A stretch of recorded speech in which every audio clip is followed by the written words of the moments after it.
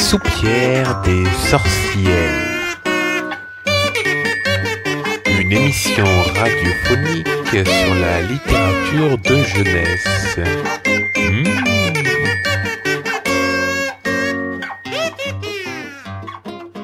Le saviez-vous ? Si l'on cherche dans le dictionnaire la définition de l'expression « bon enfant », voilà ce que l'on peut trouver. Bon enfant, avec la même gentillesse et la même simplicité qu'un enfant. Eh bien, vous savez quoi ? Je ne crois pas qu'un enfant ait toujours envie d'être gentil. Une chose est même sûre, il ne sera jamais simple. Alors plutôt que parler de littérature bon enfant, parlons donc de bonne littérature pour les enfants. Vous écoutez la première de l'émission La soupière des sorcières, soyez les bienvenus. Et pour cette première, nous avons deux invités, Delphine Baccaria, bonjour. Bonjour. Et Jean-Luc Fromental. Bonjour. Déjà, peut-être vous pouvez vous présenter, Delphine, vous êtes honneur aux femmes. Vous êtes libraire à la Sardine à lire dans le 17e. Quelle est donc cette librairie ? Alors, cette librairie, on avait vraiment envie d'être des enfants pas sages du tout. Et donc, on s'est servi d'une héroïne de bande dessinée qui s'appelle la Sardine de l'espace pour nommer cette librairie. Et donc, on fait des choses évidemment pas comme les autres, un peu loufoques, un peu farfelus, un choix de livres très choisi, soit avec un fond assez impressionnant. Et on est les rois des bidules, des bidouilles. Alors, c'est quoi voilà. Les bidules ? Alors, c'est toutes les petites choses, petits jouets, petits gadgets qui peuvent nous régaler la vie. Et vous êtes où ? Dans le 17e à Paris. D'accord. Et Jean-Luc Fromental, qui êtes-vous ? En deux mots. Un type qui passait, qui a vu de la lumière. Non, quelqu'un qui, depuis maintenant plus longtemps qu'il ne veut y penser, œuvre dans l'édition et entretient des rapports étroits d'écriture avec le monde graphique, que ce soit en tant qu'éditeur, en tant qu'auteur, en tant que scénariste, puisque je fais aussi des dessins animés, et nourrit sa vie d'un art qu'il ne pratique pas, qui est le dessin et le graphisme, auquel je me frotte avec une volupté certaine, et parce que je crois que je suis né, parce que j'adore les dessinateurs, je suis né pour ça, en fait. C'est une bonne raison de naître, n'est-ce pas ? Alors, nous allons attaquer tout de suite avec cette petite clochette qui nous accompagnera à chaque changement de chronique. Et nous allons commencer avec le top de la tambouille. Alors, qu'est-ce qu'on trouve dans la tambouille de la soupière des sorcières ? On trouve des livres, évidemment. Avec, nous sommes trois, nous allons avoir 3 tops de la tambouille. Delphine, peut-être les livres, les albums qui vous ont peut-être donné envie d'être libraire un jour ? Alors, les livres qui m'ont amené à la librairie, il y en a un en principal, c'est Moumine et le chapeau magique de Tove Jansson, publié à l'époque en bibliothèque universelle chez Nathan. Et voilà, la magie de la vallée des Moumines, l'humanité des personnages m'a donné envie de passer mon temps à conseiller moi aussi des livres. Voilà, et malheureusement plus disponible. Merci Nathan, on aimerait bien une réimpression, même s'il s'en vend peu. Il y a eu une petite réédition quand même. Alors, il y a une édition de bande dessinée qui n'était pas disponible en 2007 par les éditions Le Petit Lézard, donc Moumine et les Brigands. Une traduction très belle, méritée en format un peu plus grand. Voilà. Mais incroyable, les bandes dessinées sont enfin arrivées en France. Voilà, et vraiment, on remercie la traduction d'Emmanuel Lavoie, qui est vraiment très chouette. Et voilà. Et le deuxième livre qui m'a vraiment montré qu'on pouvait être libre dans un cadre très imposé, c'est de Mark Twain, en fait. C'est Tom Sawyer. Et surtout, cette réédition et retraduction chez Tristram, il y a quelques années, m'a bouleversée. Et je le conseille très souvent, parce que là, on apprend qu'on peut être libre. C'est bien, c'est le début du mot libraire, donc on peut dire que le libraire peut être libre de ses choix, c'est important, on le répétera assez souvent dans cette émission. Donc un parcours qui vous destinait pas forcément à devenir libraire. Ah si, moi bibliothécaire à Marseille, Carrefour Le Merlan, m'a mis dans les mains Moumine et le chapeau magique, et ça a été fini. J'ai dit que je serais soit libraire, soit bibliothécaire. J'ai commencé à indexer mes livres, cataloguer mes livres, et je m'y suis tenue jusqu'à ce que je rentre dans l'école des métiers du livre à Aix, et que voilà, et que j'ai ouvert ma librairie. Voilà, non, moi je suis ravie de faire ce travail, et je suis faite pour ça. Ah, super. Et c'est vrai que c'est un peu une surprise, Moumine, qui est connue un peu partout dans le monde, qui est même une des œuvres phares de l'édition jeunesse. En France, c'est une œuvre qui n'a jamais réussi à être publiée dans son ensemble par le même éditeur. Enfin, il y a des bouts un peu partout. Oui. C'est vraiment étonnant. Puis il y a un sacré problème avec Moumine, c'est les différentes traductions des prénoms des héros, quoi. C'est un gros problème, il faudrait une uniformisation en France quand même, parce qu'il y a le support DVD, où il y a des prénoms particuliers, le support roman, et puis le support bande dessinée, où aucune traduction n'a été respectée, quoi. Voilà, mais... C'est très bien comme ça. On reviendra peut-être pour quelques coups de cœur en nouveauté après les choix de Jean-Luc Fromental. Alors des choix qui n'en sont pas en fait, parce que moi ce que j'ai envie de défendre comme idée, c'est que le livre, la lecture, c'est comme un labyrinthe, c'est-à-dire qu'il suffit d'y entrer et puis après on suit un fil. Et la magie, c'est que le fil est différent pour chaque lecteur. C'est-à-dire qu'il y a tellement de passerelles, de connivences entre les auteurs, de liens secrets entre les livres, que quand on commence à marcher, et si on aime ça, si on a découvert qu'on aimait ça, on s'arrête plus. Donc j'ai des souvenirs de lecture de quand j'étais tout petit. Je suis arrivé à Paris quand j'avais 5 ans, et ma première extase, ma première épiphanie à Paris, ça a été devant un kiosque à journaux où ma maman m'a acheté Roudoudou et Rikiki, les belles images, qui était un fascicule que publiaient les éditions Vaillant. Et je me souviens de ma réflexion, je me suis dit, cette espèce de curieuse édicule, je connaissais pas le mot à l'époque, mais doit être remplie de revues et de magazines comme ça. Et tout d'un coup, j'ai eu une vision du bonheur infini. Voilà. Et j'ai commencé comme ça. Et ensuite, d'étape en étape, je suis arrivé à constituer ce qu'il est convenu d'appeler une culture, et qui est en fait un énorme stock de souvenirs vagues, car j'oublie les livres. Donc ça permet de les relire, ce qui est pas mal. Et une sorte de sol, de substrat sur lequel on finit par marcher, quoi. Voilà. Donc les grandes étapes, c'est Tintin. Il y a une espèce là aussi de révélation. Je me revois découvrant Tintin à 8 ans ou 9 ans dans une bibliothèque amie. Et curieusement, amie d'Hergé, c'est-à-dire que c'était un monsieur que connaissaient mes parents, qui était un dramaturge belge, qui connaissait Hergé. Et ma première édition de Tintin, c'était une édition dédicacée par Hergé à un adulte que j'ai lu. Donc immédiatement, j'ai eu le sentiment que j'avais quelque chose entre les mains qui n'était pas du tout un truc pour les mômes, mais qui était quelque chose de bien plus grand que ça. Après, je suis tombé dans des trucs, et c'est là c'est intéressant aussi de le noter.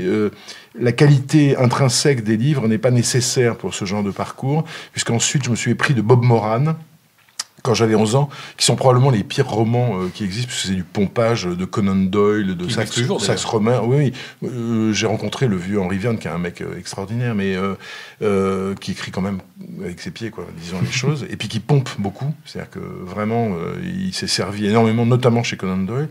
Mais peu importe, quand je suis arrivé sur Sherlock Holmes, sur Bob Moran, il y en avait 125 disponibles en marabout junior, et je me souviens que je faisais des petites croix sur la bibliographie en marquant ceux que j'avais déjà. Donc ça a développé en plus chez moi une tendance à l'accumulation qui est quelques années plus tard absolument fatale, puisque je suis en guerre permanente contre le papier qui m'envahit.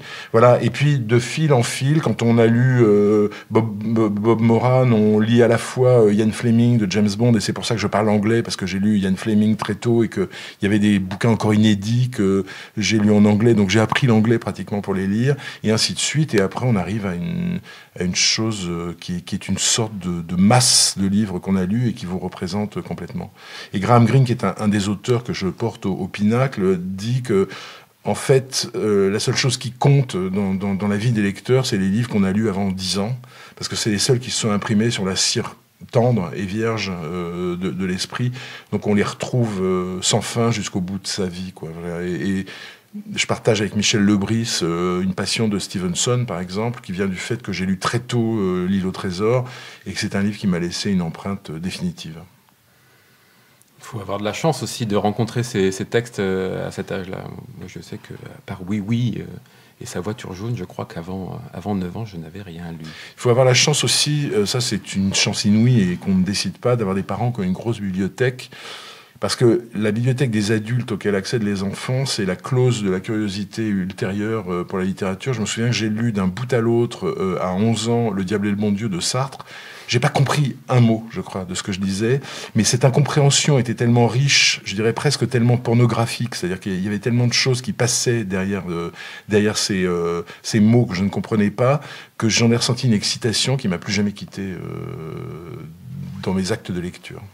Vous l'avez compris, dans cette émission, on parlera de littérature de jeunesse, mais aussi de littérature tout court, puisque la littérature de jeunesse, c'est de la littérature. On le répétera assez souvent.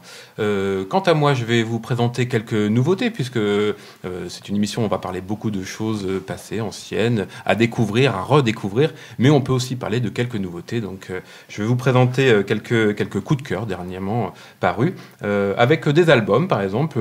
Un album sorti dans la collection Les Albums Casterman, qui s'appelle Le Bonheur prisonnier. Et j'ai choisi cet album surtout pour le travail d'un artiste que j'aime beaucoup, qui s'appelle David Sala, qui est un peu novice en jeunesse, puisqu'il n'a publié que trois albums. Le Bonheur prisonnier, c'est son dernier qui vient de paraître chez Casterman, et qui avait publié juste avant La colère de Banshee, qui était aussi un magnifique texte. Le Bonheur de prisonnier, pourquoi ? Puisque déjà on trouve au texte Jean-François Chabat, qui est comme une des personnalités de la littérature de jeunesse assez reconnue et acceptée par ses pairs, et surtout le travail donc de David Sala. C'est un des derniers artistes actuellement qui travaille encore à l'huile, avec son pinceau, avec ses couleurs, et c'est vrai qu'il n'y en a plus tant que ça. Et j'ai envie de dire presque à l'ancienne, en fait, il fait des peintures. Moi, j'ai eu la chance de voir ses originaux dernièrement. Alors, le travail de Casterman est magnifique, hein, l'impression est vraiment réussie, d'autant plus qu'il joue sur des côtés brillants, enfin sur un travail sur le papier qui est vraiment intéressant. Les originaux de David Sala sont quand même à tomber. Donc j'avais envie de souligner le travail de cet artiste. Il ne rechigne pas les références artistiques, hein, puisqu'il cite évidemment Klimt, qu'on voyait surtout dans La colère de Banshee, et qu'on retrouve un petit peu dans cet album-là. Enfin, c'est quelqu'un vraiment à découvrir, surtout pour ces deux albums, La colère de Banshee et Le bonheur prisonnier, qui viennent de sortir chez Casterman.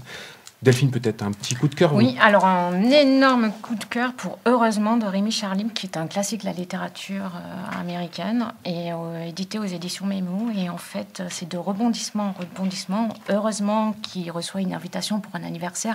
Malheureusement, c'est très très loin de chez lui. Heureusement, il trouve un avion. Malheureusement, l'avion a un accident. Jusqu'à la fin, où heureusement, c'était son propre anniversaire. Voilà, plein de suspense, de rebondissement, une illustration très léchée, très étonnante, qui change un petit peu. Voilà, un classique de la littérature qui a mis quand même 30 ans à traverser l'Atlantique. Oui, voilà. Et c'est pas le seul, hein, puisque Mémo est en train de reprendre un peu tout le fond de Rémi Charlym. On avait par exemple Rien, moi qui est un album que j'aime beaucoup, qui est un album jeunesse un peu ovni, qui fait l'apologie du rien.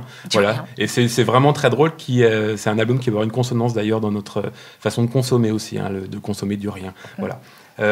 Moi j'ai envie d'enchaîner avec un autre. Pas le droit de dire mon album. Ah bah si, pardon, excuse-moi, j'en ai. Quand même, hein, il y a une sorte de discrimination. C'est vrai. Alors mon album, puisque tu parlais de Mémo, mon album chez Mémo, un truc qui me hante depuis que c'est sorti, que j'ai relu déjà 3-4 fois, 5 fois, c'est le Châtaigne de Tchekhov, avec les illustrations de Nathalie Parrain, qui est une pure merveille. Je suis un collectionneur des contes du Chat-Perché dans les éditions Mourlot, c'est-à-dire les lithographies magnifiques de l'entre-deux-guerres et de la guerre de Marcel Aimé, donc les contes du Chat-Perché, illustrés par Nathalie Parrain. Et là, je dirais que le travail de Christine Moreau de chez Mémo est un travail absolument admirable, parce qu'elle a remis en circulation ce livre, qui par ailleurs, au niveau du texte, est une simple merveille. Et puis, je voudrais faire un petit coup de pub, mais qui n'en est pas un, en fait, pour un livre qui va sortir chez mon éditeur, qui s'appelle Helium. Le bouquin, j'ai oublié le nom de l'auteur, mais ça s'appelle Dear George Clooney, tu veux pas épouser ma maman, et c'est un roman pour ados. Alors, un beau titre. Ouais, le titre est bien. La fille s'appelle Suzanne ou Suzanne quelque chose, je sais plus. C'est facile à retrouver. Et elle raconte en un mot l'histoire d'une adolescente dont le père s'est remarié et est parti vivre à Los Angeles alors que le reste de la famille est resté au Canada et qui veut absolument que sa mère épouse George Clooney. Voilà. Et il y a une espèce de réalisme dans le travail, en partant d'un postulat qui est parfaitement fantaisiste, qui est tout à fait remarquable, et c'est très drôle. Et ça m'a rappelé les grands souvenirs de lecture de mon enfance. Je parle de Salinger, du Catcher in the Rye, de l'attrape-cœur, et des choses comme ça. C'est-à-dire qu'il y a vraiment une littérature young adults, comme on dit maintenant, qui se produit, qui est passionnante, quoi. Voilà.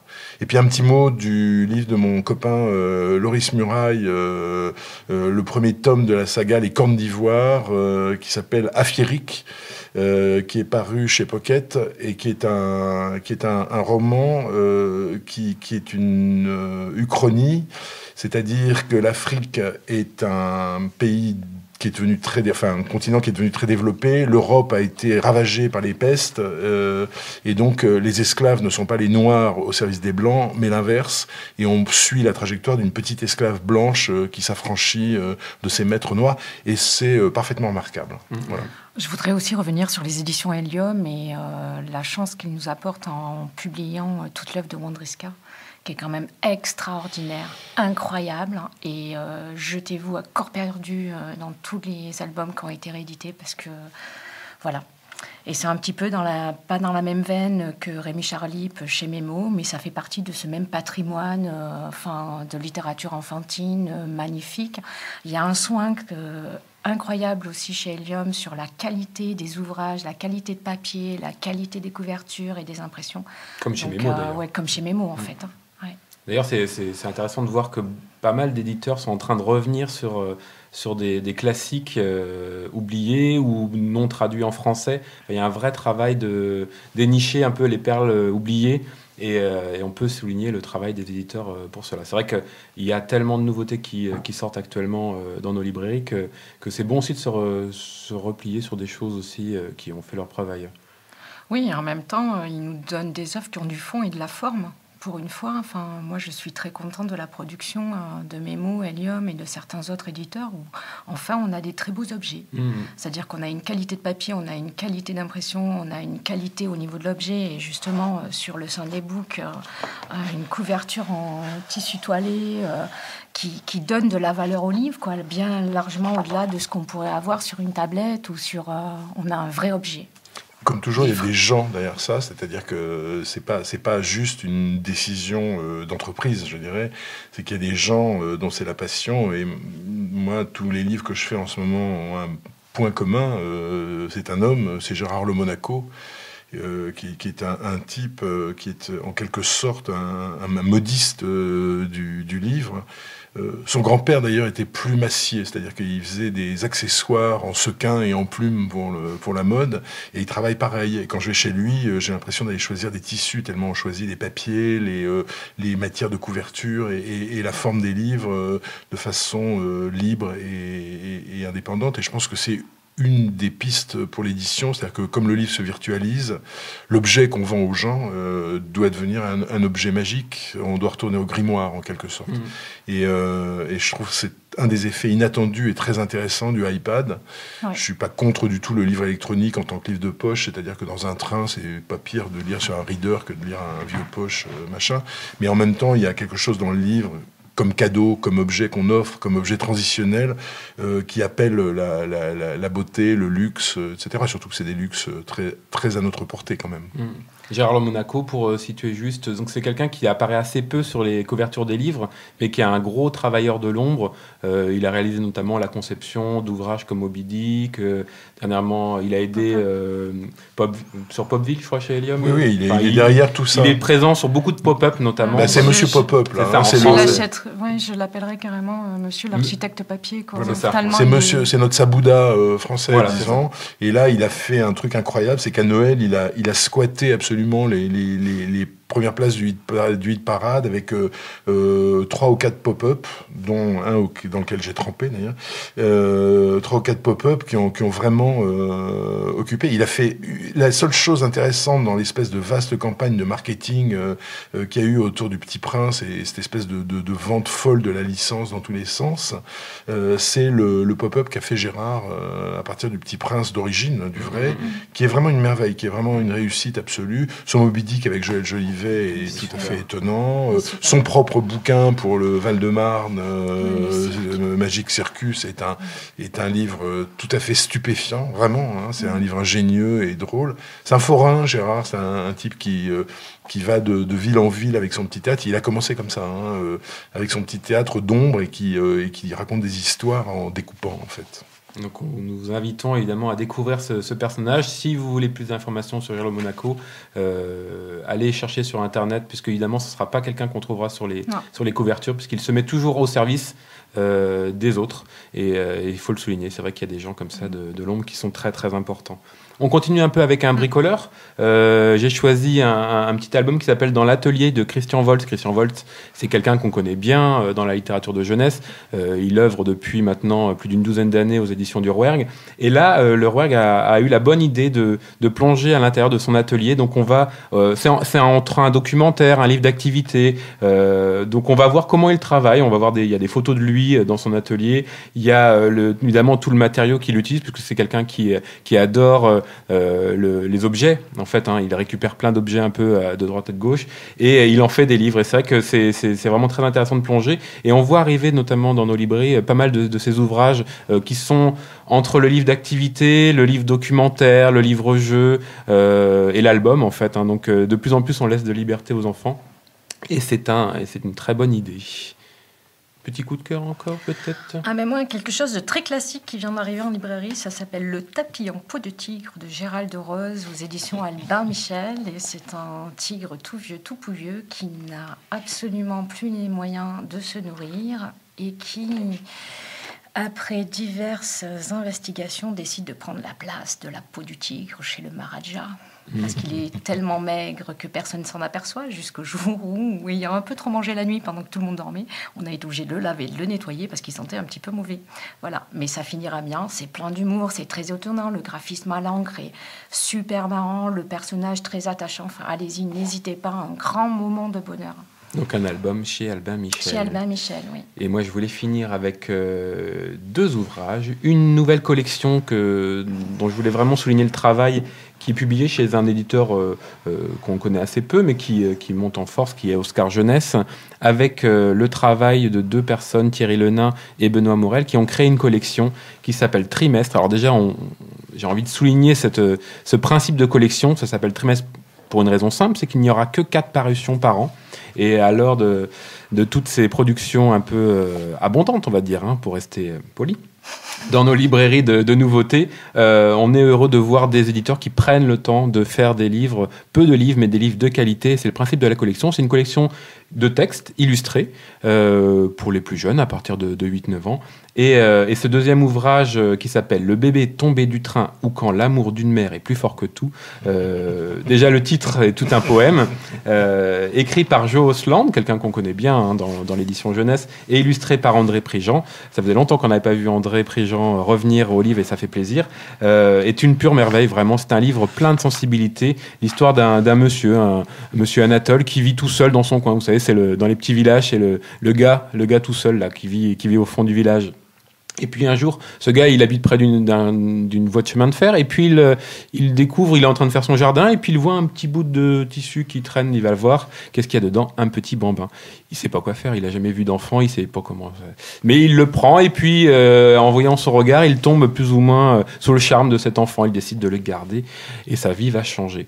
Alors ce qui est super, c'est qu'il n'y a pas d'histoire fabuleuse, il va vivre avec ce qu'il a, donc c'est-à-dire pas grand-chose, il va lui donner, il sait pas trop quoi lui donner, donc il va lui donner du lait de vache, voilà, des petites choses comme ça. Et c'est juste le petit quotidien qui est décrit, qui est superbe. Alors il y a une fin un peu bouleversante, puisqu'il va retrouver en fait la maman de ce petit garçon, et qui a un lien évidemment avec la grande histoire, puisque ce train est un train qui partait vers les camps. Mais on peut le lire sans cet aspect. Ça que j'ai bien aimé dans ce livre-là, c'est qu'il y a un côté vie de tous les jours qui est possible, et puis on peut y rajouter d'autres notions. Donc c'est un livre qui ouvre des portes. On l'a dit tout à l'heure, la littérature de jeunesse, c'est vraiment quelque chose une littérature de passage aussi, et c'est vraiment un ouvrage qui peut ouvrir certaines portes. Il faut souligner aussi le travail graphique. Je crois que Benoît Morel, en tant directeur de collection, donc a vraiment fait un gros travail sur le graphisme. Ce sont des ouvrages qui sont toujours en bichromie. Donc voilà, on met pas des couleurs flashy un peu partout. On soigne le papier, on soigne l'objet. C'est encore ce qu'on disait, c'est encore du beau livre. Nos enfants ont le droit d'avoir des beaux livres et on a le droit de leur donner surtout. Il y a quelque chose, moi, dans les librairies qui m'insupporte, c'est regarde avec tes yeux. Je déteste cette phrase. Non, les livres, ça s'ouvre, ça se feuillette, ça se sent, ça se mange quand on est tout petit. En tout cas, ça ne se regarde pas qu'avec les yeux. Voilà, ça c'est dit. Donc voilà, un très bel ouvrage qui s'appelle Le bébé tombé du train ou Quand l'amour d'une mère est plus fort que tout, de Jo Osland et illustré par André Prigent, chez Oscar Jeunesse dans la collection Trimestre. Et je voulais finir avec une non-nouveauté, puisque c'est vrai, on a le droit de parler de non-nouveauté, avec un petit objet absolument magnifique d'un personnage de l'édition jeunesse qui s'appelle Benoît Jacques, qui est à la fois auteur, éditeur, artisan, j'ai envie de dire, du livre, puisqu'il a sa propre maison d'édition qui s'appelle l'édition Benoît Jacques. Il est diffuseur, distributeur. Je trouve ça magnifique. Il fait tout, voilà. C'est un héros, en fait. C'est un peu un héros, voilà. Héros, oui. Mais il a aussi publié chez des éditeurs plus conventionnels, mais sa maison, les éditions Benoît Jacques, font toujours des petits objets, des objets, voilà, des livres-objets. Et là, il nous a sorti, il y a 2 ans, un ouvrage magique qui s'appelle Oiseau Kong. Alors, ça s'écrit W-A-Z-O-K-O-N-G. Donc on pourrait penser que c'est une sorte de manuel d'apprentissage du japonais, par exemple, puisque bien pas du tout. C'est un ouvrage. On retrouve son dessin toujours un peu en griffonné. Et je ne peux résister à l'envie de vous lire ce Oiseau Kong. Donc même si vous ne voyez pas les images, j'espère que ça vous donnera envie d'aller feuilleter cet ouvrage. L'oiseau Kong est Kong. Qui est Kong? L'oiseau. Il vole pas, il court. Il court partout. Il court à gauche, il court à droite, il court là en dessous, il court là au-dessus. Il court, mais il vole pas. Il est Kong. Il est Kong, parce que le chat, il vole pas, mais il court plus vite que l'oiseau. Miam, miam, oiseau Kong. Et voilà. Bravo. Je vous invite vraiment à aller découvrir ce livre. C'est un écho magnifique d'un livre magnifique qui est Le Chaval, qui s'appelait Les oiseaux sont des cons. Je veux dire, c'est hommage peut-être. Ah oui, enfin, je sais pas si c'est un hommage conscient, mais en tout cas, c'est un rebond magnifique quelques décennies plus tard. Ouais. Petite sonnette, nous changeons de chronique avec maintenant l'interview de la soupière, la moulinette à question. Et c'est vous, Jean-Luc, qui allez passer à cette moulinette. Non, sauvez-moi. Alors, Jean-Luc Fromental, déjà parlons un peu de votre actualité peut-être, ou de votre parcours, comme vous voulez. Mon actualité est mon parcours. C'est beau. C'est beau. C'était mon copain Flock qui disait « Mon œuvre d'art, c'est ma vie ».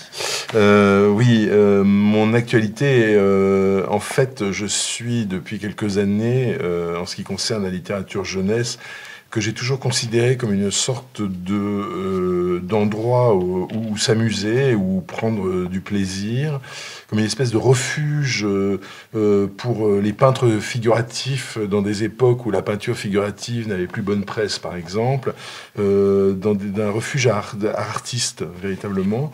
Là, depuis quelques années, je me suis marié à une femme pingouin remarquable qui s'appelle Joëlle Jolivet, et avec laquelle on a entamé, sans le vouloir, une sorte de cycle incroyable, puisque, comme un gag, on a fait un premier bouquin chez Naïve en 2006, sous l'égide de Sophie Giraud, qui est maintenant la directrice des éditions Hélium, qui s'appelait 365 pingouins, et qui se trouve que ce livre a connu un destin proprement stupéfiant, C'est-à-dire qu'il a été traduit dans 12 ou 15 pays, qu'il en est actuellement à plus de 200 000 exemplaires vendus dans le monde, que c'est une sorte de best-seller ou de petit classique, disons, aux États-Unis, où il se revend chaque année à Noël, etc. Donc à partir de là, et sans le vouloir, on s'est embarqué dans une aventure de pingouins dont on voulait fermement sortir l'année dernière, après avoir publié, après un calendrier de l'Avent des pingouins, une boîte de magnets des pingouins. Qui sont sur mon frigo, d'ailleurs. Voilà, puis ça s'appelle comme ça en plus, 10 petits pingouins sur mon frigo, c'est-à-dire que vraiment, il n'y a pas d'ambiguïté là-dessus. Un pop-up que j'ai adoré faire, parce que là, le travail devient invisible, le travail d'écriture devient invisible, c'est des petits quatrains pour apprendre aux gosses à compter à l'envers, de 10 à 0, qui partait d'une réflexion d'une institutrice qui nous avait dit « Les enfants détestent la soustraction parce qu'ils détestent qu'on leur retire des choses. » Donc c'est l'opération qu'ils ont le plus de mal à apprendre. Donc on s'est dit, maintenant qu'on a fait faire des maths supérieures à des enfants avec les 365 pingouins, on va leur apprendre la base en leur apprenant la soustraction en rigolant, quoi. Oui, voilà. parce qu'il faut signaler quand même que 365 pingouins, c'est au-delà d'une histoire qui est racontée, c'est aussi un livre raconté. C'est un livre de maths. C'est ça, en fait, c'est un livre de maths, c'est un livre où on apprend à des enfants qui sont pas censés savoir ce que c'est, le carré, le cube, la logique des fractions, etc. Et je pense que c'est une des explications d'ailleurs du succès absolument inattendu du bouquin, c'est qu'il y a un livre de maths qui est caché dedans, ce qui est très bizarre. Bon.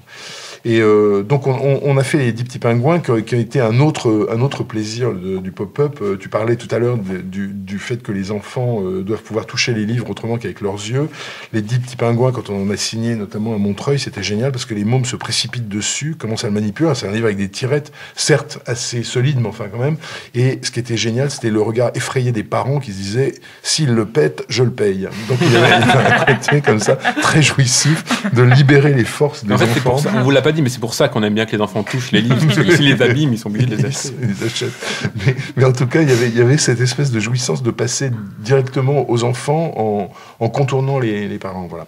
Et évidemment, notre éditrice nous a pas laissé partir à si bon compte et nous a dit « Mais vous êtes fous, vous avez un truc qui fonctionne, donc pingouin. » On en pouvait un peu plus des pingouins, mais je suis arrivé avec une idée qui est assez marrante, qui est un tour du monde. C'est-à-dire, on est en train de faire, et ça c'est l'actualité, puisque ça va sortir en octobre, on est en train de faire un tour du monde des pingouins, qui s'appelle 10 petits pingouins autour du monde, qui va être le premier, je dirais, graphic novel pour les 6-8.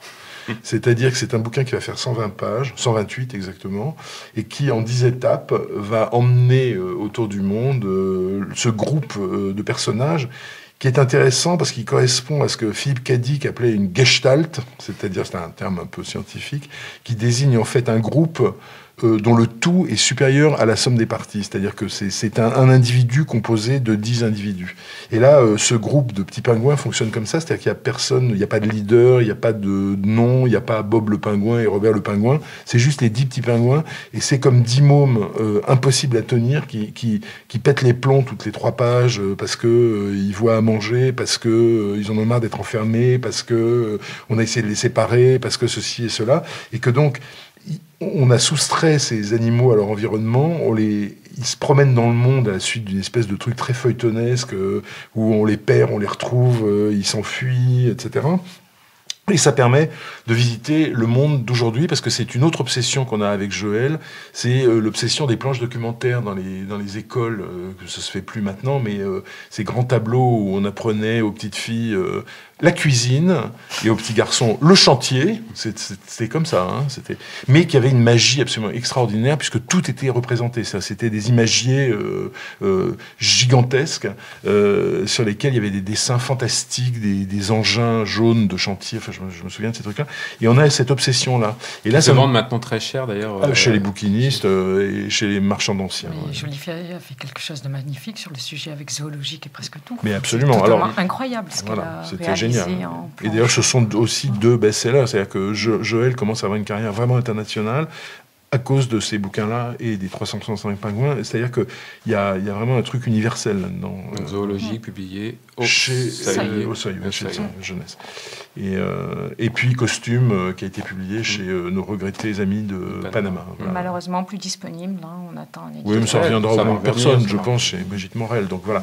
Et donc, on combine tout ça dans ce bouquin.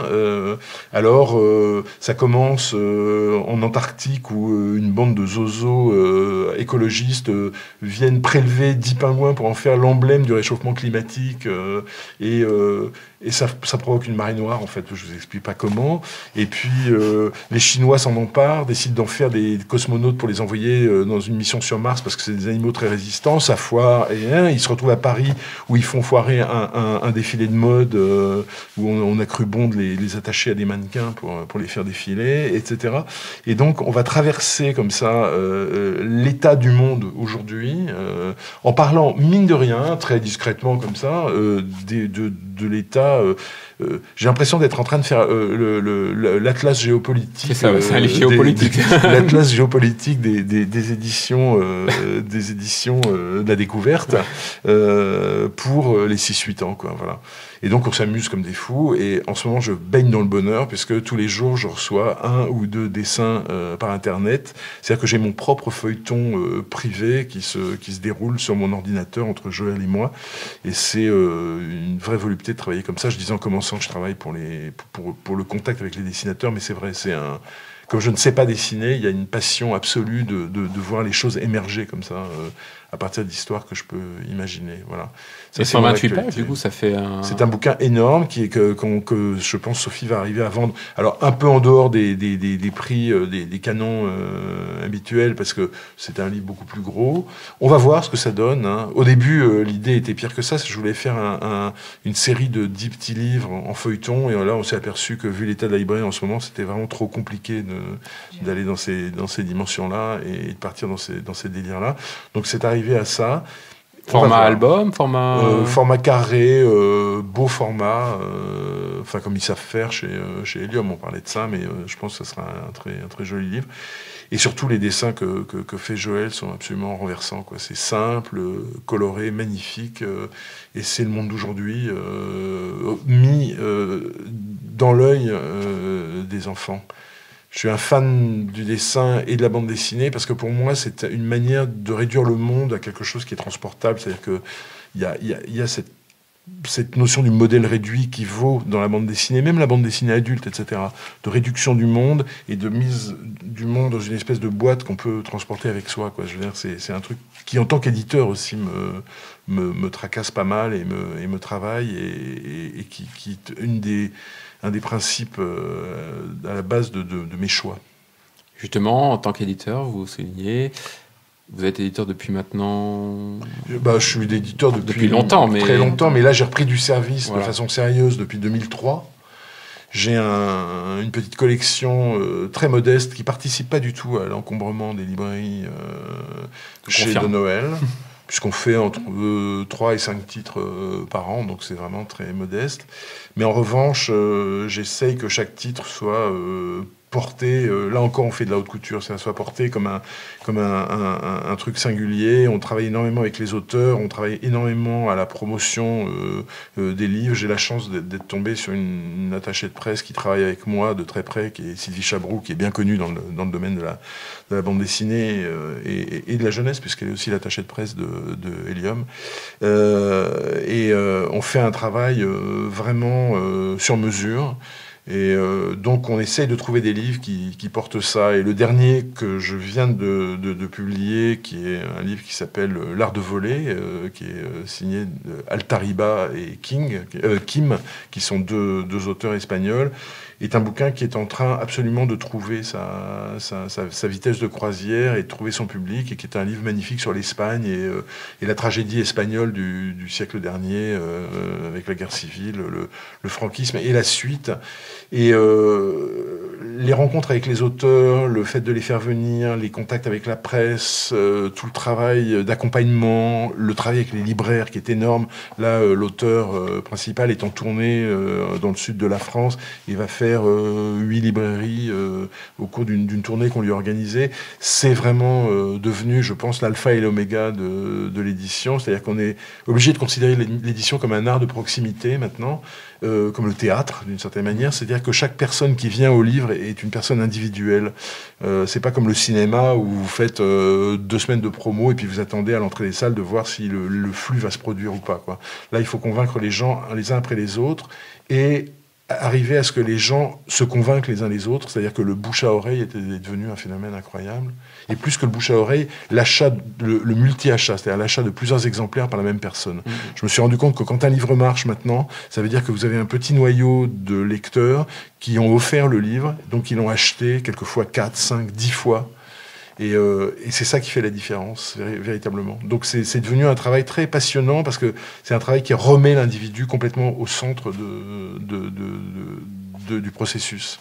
Et chaque individu, du coup, puisque Absolument. à chaque phase de la création, je crois que tout le monde a son rôle à jouer, que ce soit l'éditeur, le créateur, le libraire. Et l'éditeur éditeur, c'est un travail très particulier puisque vous pouvez, d'une certaine manière, influer sur la trajectoire du livre, mais en aucun cas sur son contenu. C'est-à-dire que les éditeurs qui prétendent changer le contenu des livres se trompent complètement. Un livre, c'est un acte individuel, c'est un acte artistique, quel qu'il soit, même quand c'est cynique, même quand c'est calculé, il y a un acte artistique à la base. Et la force de l'éditeur, c'est d'arriver à transformer cet acte unique et artistique en négoce, d'une certaine manière. Le mot négoce est un beau mot qui était employé par Jean-Jacques Pauvert, qui est un de mes maîtres en édition.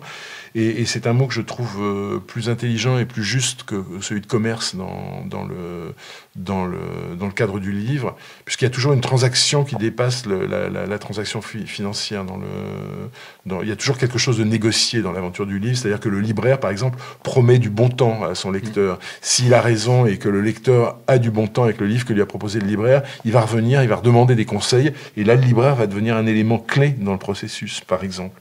D'ailleurs, il a le droit, le lecteur, de revenir aussi fâché. Moi, Gueuler. Moi, je l'ai vécu plusieurs fois, et c'est vrai que c'est intéressant cet échange, puisqu'effectivement, on ne vend pas qu'un livre, on vend aussi du bon moment, du temps de réflexion, et pour les enfants, c'est exactement le même cas, et les retours sont super importants, effectivement, et je prône aussi le droit au lecteur de venir se plaindre. Ah oui, nous, on fait exactement la même chose. On leur propose même de ramener les livres et puis pour pouvoir cibler, savoir, conseiller, comprendre en fait la demande. On est là pour ça.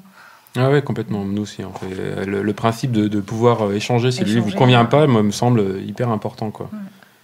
Oui, et c'est pour ça que c'est une chaîne et qu'un livre qui marche, généralement, c'est que quand toutes les planètes sont dans le bon alignement, c'est-à-dire que en partant de l'objet, c'est-à-dire de l'auteur et de son livre, et en arrivant jusqu'au lecteur, tout s'est mis en phase et les choses ont fonctionné. C'est très exaltant, hein. J'ai eu quelques succès dernièrement avec cette collection, puisque j'ai publié le bouquin de Posy Simmonds qui s'appelle Tamara Drew, qui est devenu très rapidement, ce qui est très rare dans ce domaine-là, généralement il faut 10 ans pour qu'un livre soit adapté au cinéma, un film de Stephen Frears.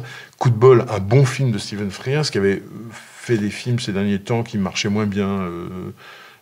Son Colette, là, Chérie, était un film qui avait un peu planté. Là, c'est un film qui a marché et tout le monde s'est emballé pour ce bouquin et c'est un bouquin qui a fait un score tout à fait remarquable. Même chose pour La Jeunesse de Crumb, qui était une sorte de monument comme ça qu'on a publié en sachant pas du tout où on allait et qui a été très compliqué à gérer puisqu'il a éveillé beaucoup d'hostilité dans le monde de la bande dessinée où les réactionnaires de la bande dessinée ont commencé à dire ça y est, Crumb fait son repentir, se met à genoux devant Dieu, je ne sais quoi, etc. C'est vrai qu'on l'a entendu, en librairie aussi, on l'a entendu. Oui, bien sûr. Et puis, c'est chiant la Bible, ça je l'ai entendu 500 fois, et comme il a choisi de respecter le texte original, c'est exact, c'est assez ardu à lire, mais c'est un livre qui a fait je crois que c'est le livre de Crumb qui s'est le mieux vendu en France, et peut-être dans le monde, ça je suis moins sûr, mais en France j'en suis sûr, c'est la plus grosse vente de Crumb de tous les temps en France. Voilà.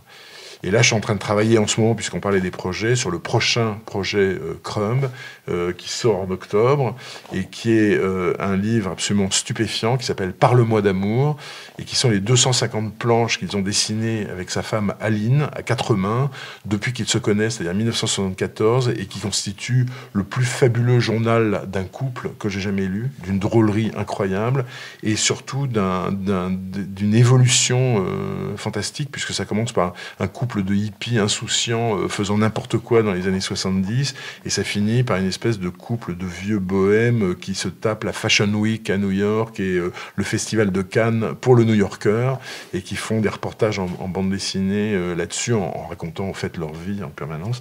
Donc c'est un livre encore parfaitement unique qu'on va sortir, puisqu'il n'y a jamais eu ça, quoi. Il n'y a jamais eu un couple qui racontait en bande dessinée toutes ses aventures avec une candeur et une franchise incroyable, toutes ses aventures depuis 40 ans, quoi. Vous l'aurez compris, dans cette émission, nous ne parlerons pas que de littérature de jeunesse. Ah, pardon. Et c'est très bien, Mais et c'est très bien, bien. au contraire. Delphine, une question pour Jean-Luc ou...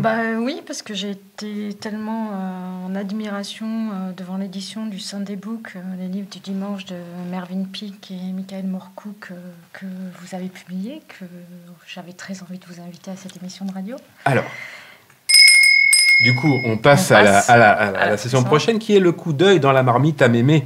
Et dans le coup d'œil de la marmite à mémé, puisque nous sommes dans la soupière des sorcières, je demande toujours à l'invité libraire de choisir un ouvrage dont il a envie de parler. Et là, le hasard, mais quel hasard on va dire, fait bien les choses, puisque le livre qu'a choisi Delphine, c'est The Sunday Books, publié chez De Noël Graphics, dont l'éditeur est Jean-Luc Fromental. Delphine. Alors d'abord, merci. Pas de quoi mémé. En fait, c'est une très jolie jeune femme, la mémé, je tiens à préciser pour les auditeurs. Pas du tout. Alors, j'ai vu arriver un livre très étrange à la librairie. C'était au mois de décembre, début décembre, fin novembre. Je me suis dit, mais il arrive en retard, ce livre de Noël. Magnifique. Avec des illustrations très étonnantes, très modernes, et en même temps avec un petit côté rétro. Je me suis dit, ça doit être à peu près, c'est proche de Rackham.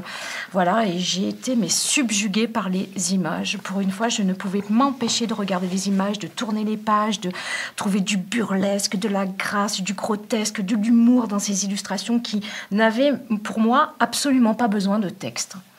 Enfin, en même temps, je trouvais l'objet beau. Et puis, j'ai mis à peu près un mois pour lire ce livre. Je suis désolée, monsieur Fromental, mais j'ai mis un mois. Je me suis dit, quand même, ce livre est beau, c'est un bel objet, les illustrations sont belles. Mais en même temps, l'auteur, Michael Moorcock, j'avais pas spécialement envie de lire, je sais pas pourquoi, des mauvais préjugés, de mauvaise littérature, enfin, je sais pas, voilà. C'est une merveille.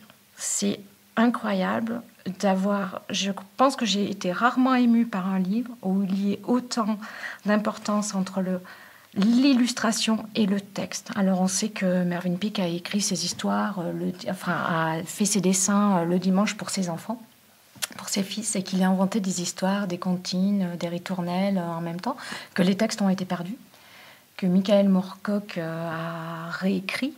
Et racontez-nous comment ça s'est passé. Racontez-nous une histoire. Oui. C'est une histoire d'amour, en fait, véritablement. C'est-à-dire qu'il y a là-dedans aucune rationalité éditoriale. Et ça fait partie de ces petits moments exceptionnels et magiques que l'édition permet encore de temps en temps. Il y a quelques années, Mike Moorcock, qui est un homme remarquable, qui est vraiment un géant anglais de la littérature, qui a notamment écrit un des plus beaux livres sur Londres, qui s'appelle Mother London, qui est aussi l'auteur d'Elric, le nécromancien, de dizaines et de dizaines de livres de fantasy, qui a été un des grands piliers de la littérature d'imagination anglaise depuis les années 60.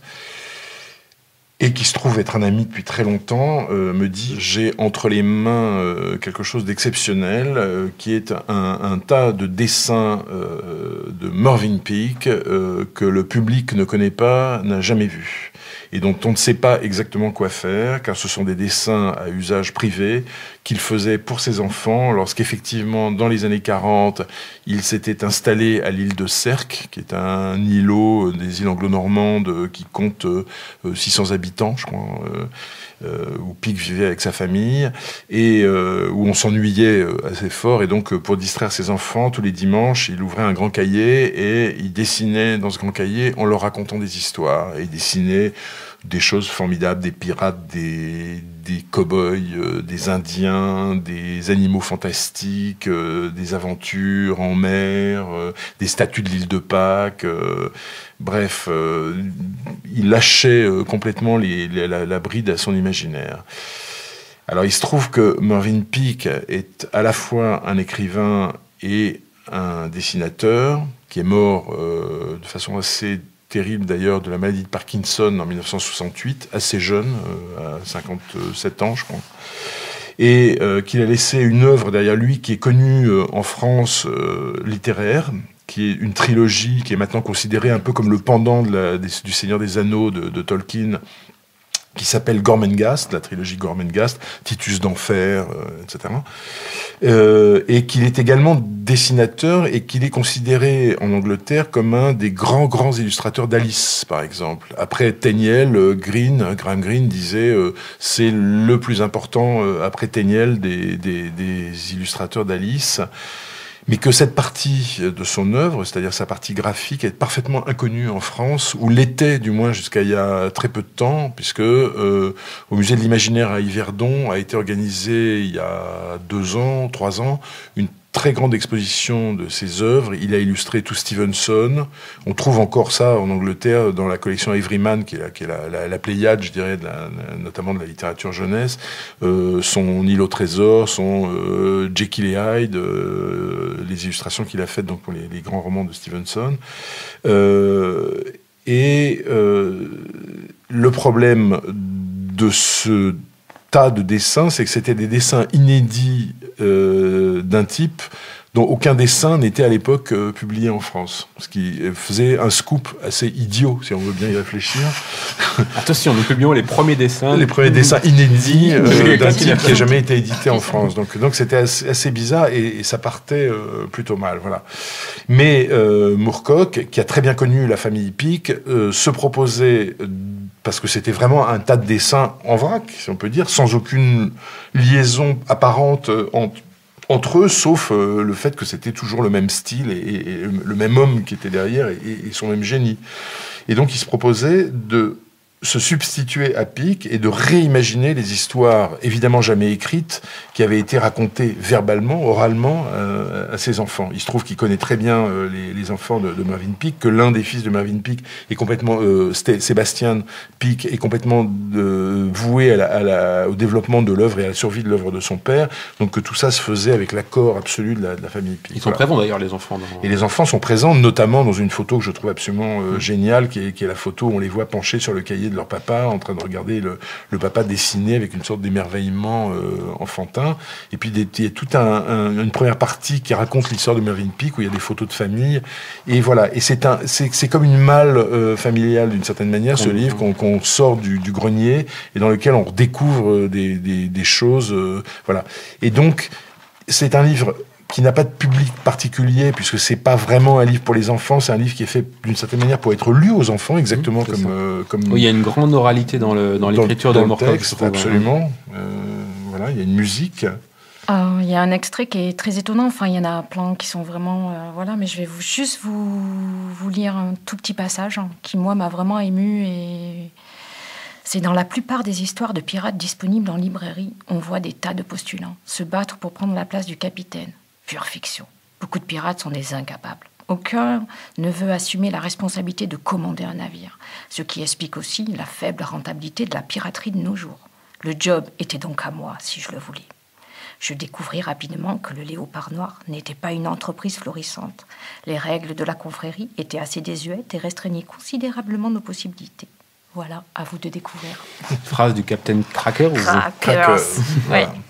Et donc voilà, on a sorti ce livre qui a surtout éveillé un gros point d'interrogation, mais qui a rempli d'une certaine manière son contrat. D'une part, parce qu'un jour, j'ai reçu un coup de téléphone de Thierry Durand en me disant « Il y a une libraire qui est surexcitée par ton bouquin et qui s'y intéresse vachement. C'est Delphine de la Sardine à lire. » Et là, j'ai été fou de joie parce qu'il suffit qu'une personne soit accrochée par ces bouteilles à la mer qu'on envoie quand on publie des livres pour que la rétribution arrive. On est heureux quand on accroche des gens qui sont pas dans la combine, qu'on n'a pas prévenu avant, et qui n'ont rien expliqué, et qui par la simple magie de la lecture réagissent et s'enflamment. Et puis sur un plan plus pragmatique éditorialement, comme j'avais les droits mondiaux de ce livre, ce qui était vraiment un privilège absolu, que m'a d'ailleurs aidé à avoir Michael Moorcock, on vient de vendre le livre en Angleterre et aux États-Unis, où il sort cette année, puisque c'est le centenaire de la naissance de Pic, qui était né en 1911. Et donc le livre, je pense, là, va trouver un public plus documenté, qui va, lui, apprécier le fait qu'on ressorte d'une malle oubliée stevensonienne, vraiment, une œuvre que personne n'aurait vue sans nous. Voilà. Donc les deux côtés sont remplis, c'est-à-dire la surprise absolue sur un terrain qui n'attendait pas ça, et puis inversement l'objet qui a un sens dans une logique globale d'auteur. Donc je dirais que là, l'éditeur en moi est complètement satisfait par ce travail, et que, en plus, il se trouve que c'est vraiment un acte d'amour, puisque c'est ma compagne qui a traduit le texte, et que donc c'est un livre qui s'est fait dans une intimité, une proximité incroyable, et que souvent c'est ce qui donne aussi des bons livres, c'est-à-dire le fait que ce soit des complots de famille au départ, quoi. En tout cas, une très belle œuvre à découvrir aux éditions de Noël Graphique. Ça s'appelle The Sunday Books, les livres du dimanche. C'est réécrit ou réinventé par Michael Moorcock et dessiné par Mervyn Peake. Maintenant, nous allons vous proposer une petite lecture. Vous avez compris, on aime bien faire des petites lectures ici, d'un album qui s'appelle Boo et les trois ours, publié aux éditions de l'Atelier du Poisson Soluble. Et je vous laisse avec ce texte. Boo et les trois ours. Un texte d'Elsa Valentin, illustré par Ilia Green, aux éditions l'Atelier du Poisson Soluble.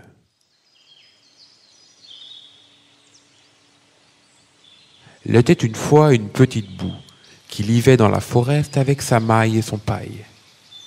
Un jour, elle partit caminer dans la forêt pour grouper des fleurs.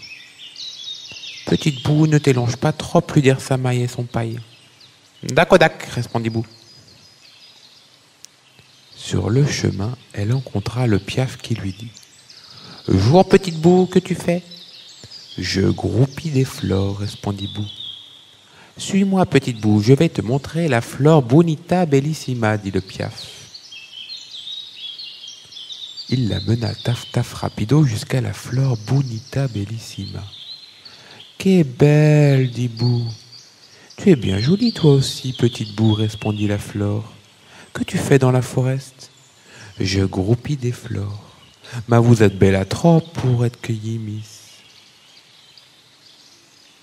Et Boue continua à caminer. Elle rencontra le Scargot qui lui dit « Jour, petite Boue, que tu fais ?»« Je groupis des fleurs, répondit Boue. »« Suis-moi, petite Boue, je vais te montrer la fleur mini-piquinote, dit le Scargot. Il la mena mollo jusqu'à la fleur mini-piquinote. « Qu'est mini, dit Boue. Tu es bien petite, toi aussi, jolie Boue, répondit la fleur. Qu'as-tu fait dans la forêt ? Je groupis des fleurs. Mais vous êtes mini trop pour être cueillie, miss. Et Boue continua à caminer. Elle rencontra la tortarue qui lui dit « Jour, petite Boue, que tu fais ?»« Je groupis des fleurs, répondit Boue. »« Suis-moi, petite Boue, je vais te montrer la fleur Profumata smells good, dit la tortarue. Elle la mena pom, jusqu'à la fleur Profumata smells good. Qu'est smells good, dit Boue. Tu es bien parfumée, toi aussi, jolie petite Boue, répondit la fleur. Que tu fais dans la forêt? Je groupis des fleurs. Mais vous êtes parfumata trop pour être cueillie, miss. Bou continua à caminer et rencontra le Scureuil, qui lui donna des tutti-frutti, le Hérisson, qui lui montra des champignons, et la Belle, qui lui offrit du miel. Mais il tardait et bientôt le sol alla se couchoter. « Catastrophe !» s'escria Bou. « J'ai caminé lontanotrope. Où ça ma casa? Il nocte et je me suis perdite. » Œilladant autour d'elle, elle visa une lumilus qui brillait entre les arbres. Elle proxima jusqu'à une casa piquinote. Elle gonca toca, mais nul ne répondit. Alors elle poussa la porte et entra à la casa.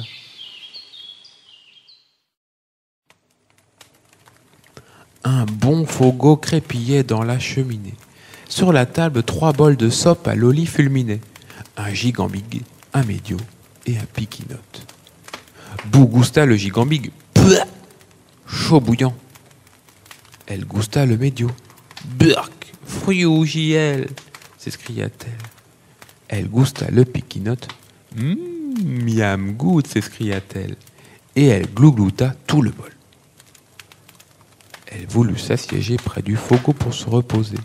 Il y avait 3 chaises devant la cheminée. Une gigambig, une médio et une piquinote. Bou essaya la gigambig. Elle était altitrope. Elle essaya la médio.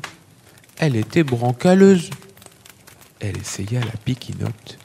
Elle était confordouillette. Bou s'y assiégea, mais la chaise se bricassa sous son poids.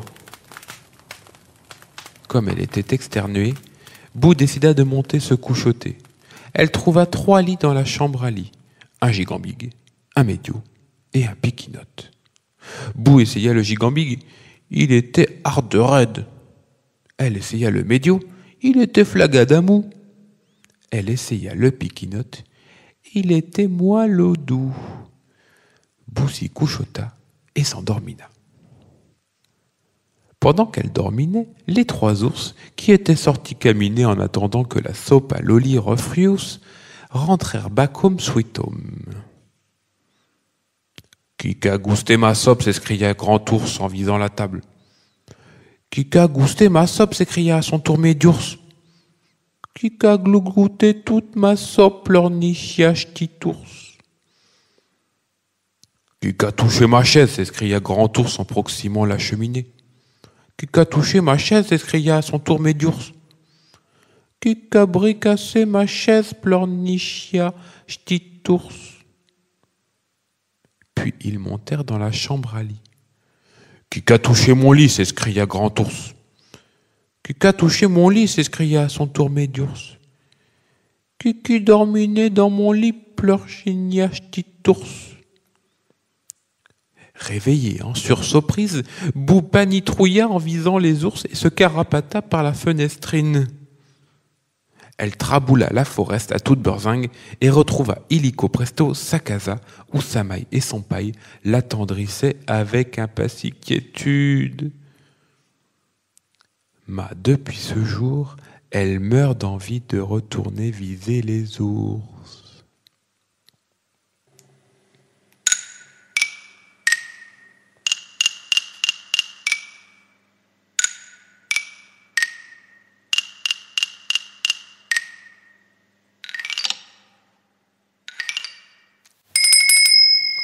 Après ce petit divertissement en lecture, nous allons un peu parler des enfants plus grands, puisque dernièrement, dans l'édition de jeunesse, s'est développé un nouveau créneau, en fait, la littérature pour adolescents, jeunes adultes, young adultes, comme vous voulez. On peut la nommer comme on veut. En tout cas, on avait envie d'en parler un petit peu dans cette émission. Donc, ce sont un peu les apprentis sorciers. Delphine, de quoi voulez-vous nous parler ? Alors moi, j'en ai un petit peu marre de la fantaisie à 3 balles pour adolescents. Je suis désolée. Ça, mais... c'est dit. Voilà. Non, il y a des très très belles choses. Je suis d'accord. Il y a l'œuvre de Pierre Bottero est extraordinaire. Il y a des choses très très bonnes. Voilà.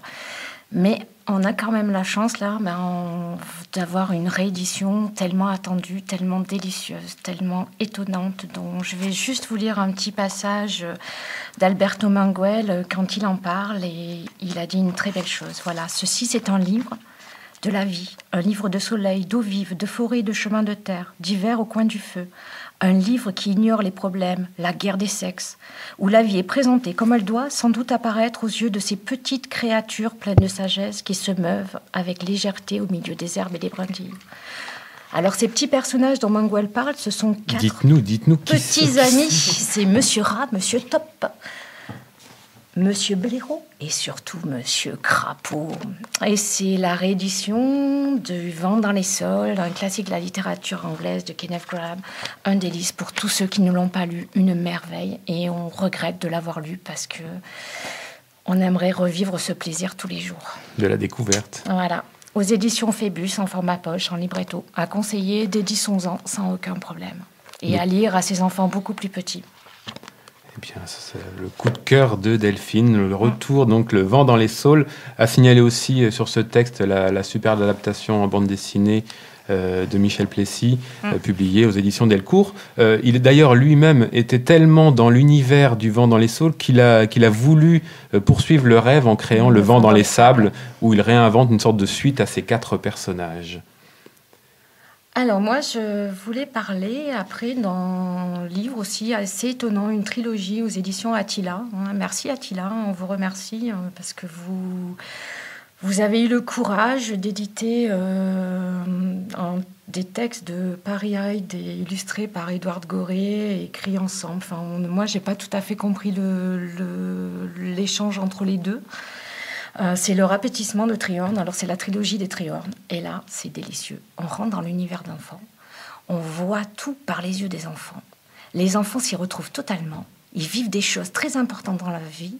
Et nous, adultes, on ne voit rien.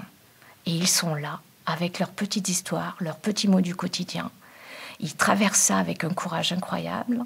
Et c'est ce courage et c'est cette vie-là qui est magnifique dans ce livre. Voilà, à découvrir à partir de 8-9 ans. Allez-y. Un petit mot sur Édouard Gorée, quand même, qui était un des géants, lui aussi, qui a mis très longtemps à arriver jusqu'à la conscience du grand public, puisque c'est un type qui auto-publiait ses bouquins. C'est un dessinateur extraordinaire, qui n'a jamais quitté les États-Unis, mais qui est un francophile total, qui s'est beaucoup inspiré du surréalisme, qui s'est beaucoup inspiré de la Belle Époque, etc. Et je connaissais pas, moi, cette œuvre-là, parce que le reste paraît chez Moriès, dans la collection chez Gallimard, qui est le Promeneur, je crois. Le reste de l'œuvre dessinée de Édouard Gorée. Et là, Triorne, effectivement, c'est le fruit d'une collaboration. En fait, il y a rien de mystérieux, il y a quelque chose qui est fascinant pour les auteurs, c'est-à-dire que cette dame a écrit les histoires de Triorne avec la promesse que Gorée allait les illustrer, ce qui était une chose magnifique pour elle. Et je crois que pour le premier, c'est très bien passé. Pour le deuxième, elle a attendu pratiquement 10 ans qu'il trouve le temps d'illustrer le bouquin. Et donc, elle raconte ça dans une postface, et c'est absolument fascinant. Et enfin, ce sont des livres que je trouve d'une violence, moi, c'est très drôle, hein, c'est très amusant, c'est d'une violence incroyable, parce que c'est sur la vision des enfants, je suis d'accord avec l'analyse de Delphine, mais c'est aussi sur la cécité des adultes. Ah, mais c'est ça. C'est-à-dire, ce sont des parents qui ne voient pas ce qui se passe. Ils regardent leur enfant et ils ne voient pas ce qui se passe. Et c'est d'une cruauté et d'une violence douce, absolument incroyable. Mais c'est une vérité incroyable. Moi, j'ai vraiment ressenti ça. En étant maman, je me rends compte qu'en fait, ma fille me dit des choses que je ne vois pas. Et qui, pour elle, sont des choses totalement incroyables, extraordinaires, qui la dépassent, comme ce héros Triorne. Et ça m'a permis presque de me mettre au niveau de ma fille, ce qui est quand même pas mal des fois. Voilà. Et Gorée, qui était qui a été jusqu'à la fin de sa vie un gigantesque enfant en manteau de fourrure, il portait des manteaux en peau de phoque, hein, quand même, faut savoir ça, et des baskets. Et c'était un abonné du ballet à New York, où il passait sa vie à aller voir les danseurs et les danseuses. Enfin, c'était un type totalement un excentrique, absolument extraordinaire, dont l'œuvre vraiment gagne à être connue. On saurait trop inciter les gens. Alors, l'œuvre graphique est plutôt pour les adultes, mais vraiment, allez y voir, parce qu'il y a des bonheurs à découvrir, là, immenses. Donc, rappelez-nous les références de cet ouvrage. Le rapétissement de Triorne, de Florence Paris-Hyde et de Édouard Gorée, aux éditions Attila. Voilà. Et moi, du coup, je vais vous présenter aussi un ou deux romans que j'ai bien appréciés dernièrement. Le premier, c'était aussi pour saluer l'œuvre d'une auteure qui petit à petit crée vraiment fait son chemin. C'est Anne Vental, et elle publie récemment Voix interdite chez Actes Sud Junior, que j'ai envie de conseiller en complément d'un autre livre qu'elle avait publié il y a un an maintenant, qui s'appelait Peine maximale, toujours chez le même éditeur, chez Actes Sud Junior. Peine maximale nous plongeait à l'intérieur d'un procès de cour d'assises, avec toute la moiteur, toute la tension qui se créait, avec un jeu d'écriture qui était assez bien trouvé, puisque chaque chapitre était raconté par un des différents protagonistes de l'histoire. Un coup l'accusé, un coup l'avocat, un coup les jurés. Et au fur et à mesure, comme ça, on se faisait un petit peu à l'idée d'un procès, et avec vraiment cette tension qui montait au fur et à mesure des pages. Et on se disait à la fin, moi-même en tant que juré, je ne saurais absolument pas quoi choisir. Et il y a vraiment une réflexion sur la justice qui était faite dans ce livre, qui était vraiment superbe.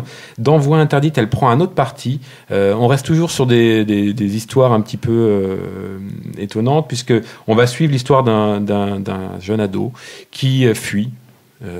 Tout le début du roman raconte cette fuite. Il prend bien soin de ne laisser aucune trace derrière lui, et au fur et à mesure de l'aventure, de l'histoire, en fait, on va découvrir pourquoi il fuit. Et donc il y a cette notion de culpabilité qui va venir aussi, de rejet, et l'ensemble des deux, je trouve, se correspond bien entre le point de vue des autres, ce qu'on peut avoir dans un procès, et puis là le fait de le vivre de l'intérieur, de la fuite et de la culpabilité. Enfin, en tout cas, deux ouvrages. Voix interdite, c'est vraiment un bouquin choc, notamment avec une fin qui est assez trash et qui peut laisser, donc c'est pour les grands ados, mais qui peut laisser des traces, mais en tout cas, on en sort marqué. C'est un texte court et vraiment fort, donc ça s'appelle Voix interdite de Anne Vental chez Actes Sud Junior, et le premier s'appelait Peine maximale. Et puis juste un mot aussi pour souligner l'arrivée d'un auteur dans la littérature ado avec beaucoup de succès, qui s'appelle Vincent Villeminot. Il signe le premier tome d'une série qui s'appellera Instinct. C'est publié chez Nathan, et on s'y prend au jeu. Vous savez, il y a des romans comme ça, on se dit ça ne révolutionnera jamais la littérature, mais par contre c'est juste un pur plaisir de le manger, et Instinct, c'est vraiment ça. C'est d'une efficacité incroyable. C'est vraiment impressionnant comment on rentre dedans et comment on est pris par ce personnage. Mais il a une écriture. Vraiment. Il y a quelque chose qui est fort dans son style. En gros, l'histoire commence par un accident de voiture. Un jeune ado est en voiture avec son frère et ses parents. La voiture se crache, et on va être dans la peau de ce personnage qui a survécu à cet accident. Ses parents sont morts, son frère aussi, et lui a survécu. Et tout d'un coup, il va sortir de son corps, on ne sait pas trop. Enfin, le début est assez flou, et se métamorphoser. C'est l'histoire de cette métamorphose qui va être racontée. J'en raconte pas plus, puisque c'est vraiment toute l'intrigue qui va être dévoilée dans cette histoire. Mais c'est un roman qui se dévore. Vraiment, si vous aimez les histoires palpitantes, en même temps un peu inquiétantes, puisqu'il y a plein de notions qui sont décrites dedans. L'auteur racontait dans une vidéo que j'ai vue sur Internet qu'il parlait de la métamorphose, mais qui correspondait aussi à celle de l'adolescence. Et je trouve qu'on est vraiment là-dedans. Alors, en tout cas, c'est un vrai coup de cœur pour ce roman. Donc ça s'appelle Instinct, c'est publié chez Nathan, de Vincent Villeminot. Un conseil, Jean-Luc, sur les ados ou... J'ai déjà dit tout à l'heure, Oui. donc voilà, mais oui, moi j'ai vraiment pris plaisir. Je suis évidemment la production de Loris Murail de près, puisque c'est un ami, mais cette fois-là, je trouve qu'il a passé une barre qu'il avait déjà passée plusieurs fois dans son existence littéraire, mais il a passé une barre tout à fait impressionnante, et la saga qui s'annonce et qui s'appelle Les Cornes d'Ivoire est à suivre de près, parce que la manière dont il nous fait toucher les processus de relations interraciales dans cette série, où donc il inverse le problème et l'Afrique domine l'Europe, et tout à fait éloquente et très intéressante dans l'époque où on vit, et où il est bon de rappeler sans fin que quand on parle de statistiques, de gens qui arrivent aux frontières, etc., on parle d'êtres humains avant tout, quoi, de gens comme nous, quoi, vraiment comme nous. Et que donc les chiffres, c'est amusant à un moment, et puis après il faut remettre les histoires derrière, et c'est le boulot des écrivains. C'est une série d'ailleurs il y avait le même procédé dans un roman anglais ou américain, je ne sais plus, de Mallory Blackman, une série qui s'appelait Entre chiens et loups, qui renversait aussi ce rapport de pouvoir. Donc pour ceux qui ont aimé, ça peut être aussi une autre façon de voir cette histoire.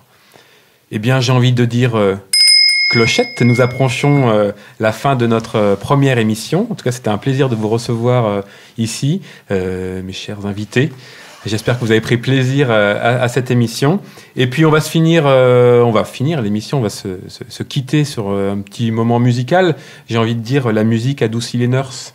C'est une mauvaise blague que je ressortirai, je pense, à la fin de chaque émission. Je l'aime bien. Voilà. Avec un extrait musical d'un livre CD. Voilà, à la fin de chaque émission, on finira par un petit moment de musique. J'ai choisi aujourd'hui un morceau tiré de l'album Les Ronchonchons. Alors, Les Ronchonchons, c'est une sorte de comédie musicale créée par plusieurs auteurs. Et on retrouve Alexis HK, qui est un des auteurs français, enfin des musiciens français, moi que j'aime beaucoup, un des musiciens à texte qui nous plombe pas les oreilles, c'est vraiment chouette.